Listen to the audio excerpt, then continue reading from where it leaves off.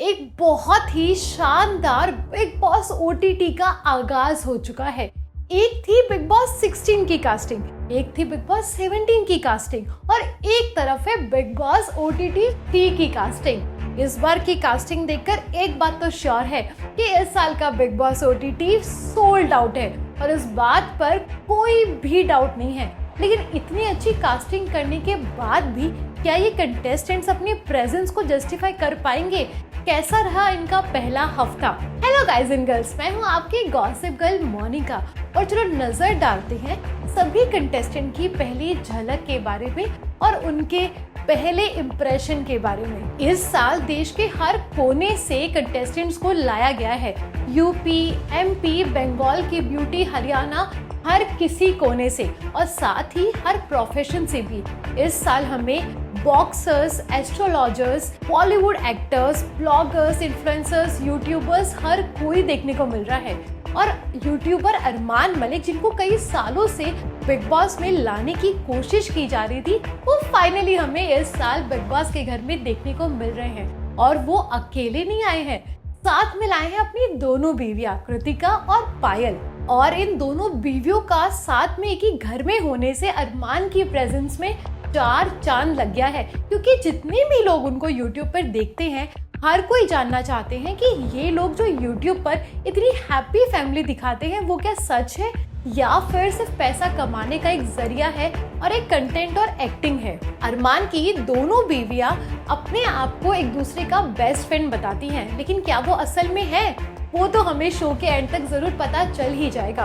और बात करें अरमान की, तो अभी तक तो अरमान काफी ज्यादा सुलझे हुए इंसान लग रहे हैं, लेकिन 24/7 कैमरा की कैद में अपनी दोनों बीवियों के साथ रहना या तो उनकी इमेज को अच्छा कर सकता है और जितने भी ऑडियंस के डाउट है और अरमान की फैंस के डाउट हैं वो सब क्लियर हो सकते हैं। नहीं तो फिर दूसरी चीज हो सकती है कि इस फैमिली पर बहुत ही ज्यादा सवालों का भंडार आ जाए आफ्टर बिग बॉस।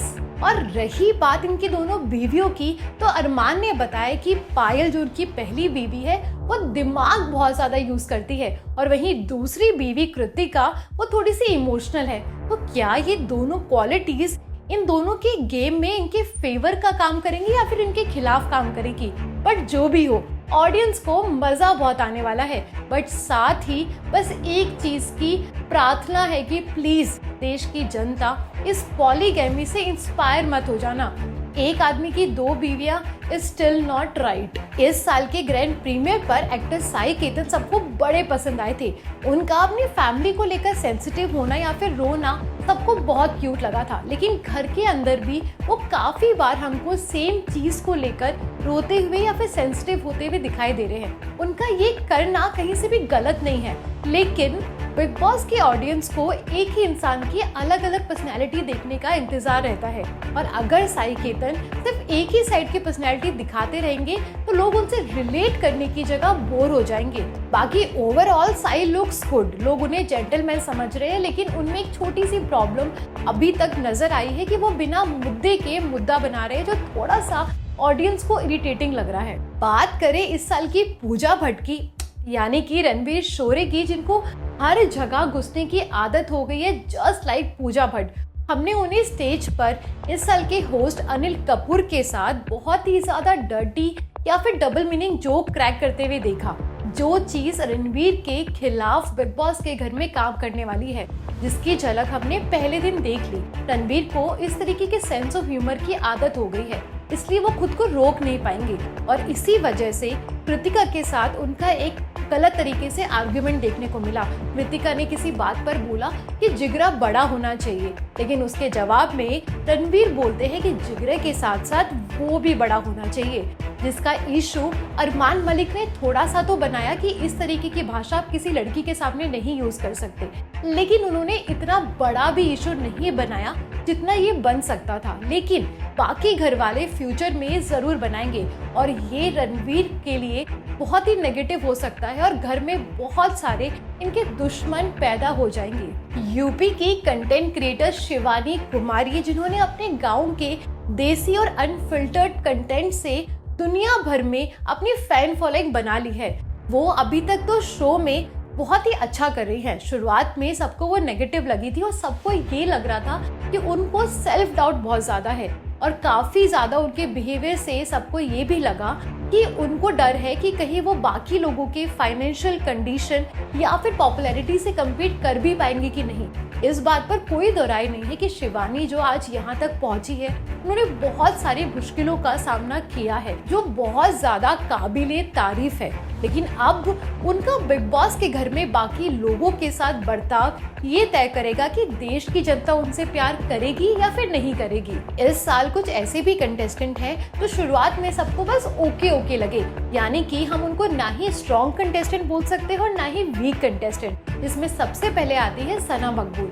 सना नो डाउट बहुत ही स्वीट पर्सनैलिटी है और इस बात में भी कोई दो राय नहीं है कि देश की जनता इनको बहुत प्यार करने वाली है। लेकिन क्या वो विनर के रूप में इनको देख पा रही है कि नहीं, अभी कुछ कह नहीं सकते। लेकिन हाँ, सना गेम अच्छा खेल रही है। उनके मुद्दे और उनका जो शांत नेचर है वो उनकी छवि को काफी अच्छा दिखा रहा है अभी तक। इस लिस्ट में अगली घरवाली है चंद्रिका दीक्षित। चंद्रिका दीक्षित का इंट्रोडक्शन वीडियो बहुत ही शानदार था, लेकिन फिर भी वो एक स्ट्रॉन्ग इम्पैक्ट नहीं डाल पाया और घर के अंदर भी हमने उनको ज्यादातर अपने स्ट्रगल डेज के बारे में ही बात करते हुए देखा। तो क्या चंद्रिका अपनी एक रियल पर्सनैलिटी सबको दिखा पाएंगी और एक स्ट्रॉन्ग विनर के रूप में निकल पाएंगी? Can't wait to C.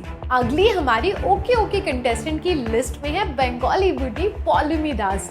Paulami Das no doubt की बहुत ही सेंसिबल और बहुत ही लवेबल लड़की है, लेकिन गेम पॉइंट ऑफ व्यू से वो अभी इतना अच्छा स्ट्रॉन्ग नहीं दिख रही हैं। तो आगे जाकर वो क्या करती है, लेट्स सी। बट अभी के लिए इनके बारे में और कुछ कहने को है ही नहीं। इस लिस्ट में आखिरी कंटेस्टेंट है हमारे tarot card reader and astrologer Munisha Khatwani. She is very sweet and that's all I have to say about her. इस साल क्यूट और जेंटलमैन की लिस्ट में साई केतन राव के अलावा दो और नाम हैं। हमारे विशाल पांडे, या फिर यूं कहो कि 9 मिलियन। विशाल पांडे के सोशल मीडिया पर 9 मिलियन फॉलोवर्स हैं, इसलिए अनिल कपूर ने इनका नाम 9 मिलियन रख दिया। खुद को लुक से क्लासी और वैसे मासी कहने वाले विशाल काफी समझदार नजर आए, जिनको पता है कि कब कहाँ कितना बोलना चाहिए और कैसे अपने दायरे में रहकर सामने वाले को जवाब देना चाहिए। लेकिन इतना सोच कर बोलना विशाल के लिए गेम पॉइंट ऑफ व्यू से भारी ना पड़ जाए और वो कहीं दिखे ही ना, क्या पता। इसके अलावा विशाल और लव कटारिया की एंट्री स्टेज पर साथ में हुई थी और स्टेज पर सबको लगा था कि ये दोनों घर के सबसे बड़े दुश्मन बन सकते हैं, लेकिन घर में एंटर होने के बाद ये दोनों बेस्ट फ्रेंड्स बन गए। और जिस तरीके से इनकी दोस्ती दिख रही है और ये अगर एंड तक गई तो क्या पता बिग बॉस की हिस्ट्री में एक और भाईचारा ऐड हो जाए।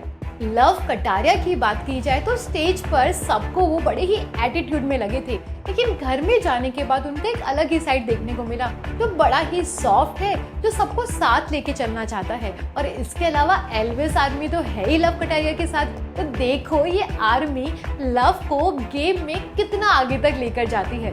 लव और विशाल के साथ इंडियन जर्नलिस्ट दीपक चौरसिया की भी एंट्री हुई और स्टेज पर ही दीपक ने बहुत ही क्लियर कर दिया कि उनको इन्फ्लुएंसर्स का और ये रील बनाने का कॉन्सेप्ट बिल्कुल पसंद नहीं है। इसके साथ ही दीपक के पैर पे इंजरी है, फिर भी वो अपनी तीखी जुबान के भरोसे बिग बॉस के घर में आ चुके हैं। और साथ ही हमने दीपक को कई बार बिग बॉस के घर में विमल खाते हुए देखा, जो कि नेशनल टेलीविजन पर दिखाना बहुत ज्यादा गलत है। इस शो को देश के इतने सारे यूथ देख रहे हैं और उनके लिए नॉर्मल हो सकता है और वो लोग एक गलत इंस्पिरेशन ले सकते हैं। इस बार पहली बार बिग बॉस के इतिहास में सबको फोन दिए गए हैं, लेकिन फोन का असली इस्तेमाल सिर्फ एक ही इंसान कर सकता है और वो है इस साल का इकलौता बाहर वाला, जिसको ऑडियंस का फीडबैक भी मिलेगा और गेम को लेकर एडवाइस भी। और वो बनी है नजाकत की देवी सना सुल्तान। सना की उर्दू से शो के होस्ट अनिल कपूर तो इम्प्रेस हुए ही, बट साथ में ऑडियंस भी जो इम्प्रेस हुई है ना, वाओ। और अगर सना घर में भी इस चीज को कंटिन्यू करती है तो वो देश भर का दिल जीत लेंगी अपने इस यूएसपी से। इस साल रैपर की दुनिया को रिप्रेजेंट करने आए हैं underground rapper Naved AKA Naezy. Naezy का फर्स्ट इंप्रेशन बहुत ही स्वीट सा आया, जिसे सिर्फ अपनी खुद की क्रिएटिविटी की दुनिया में रहना पसंद है, फालतू यहाँ वहाँ घुसना बिल्कुल पसंद नहीं। जो कि आपको याद हो तो MC स्टैन के साथ भी था। तो क्या पता नावेद भी MC स्टैन की तरह ऐसे ही इस सीजन को जीत जाए, हु नोस।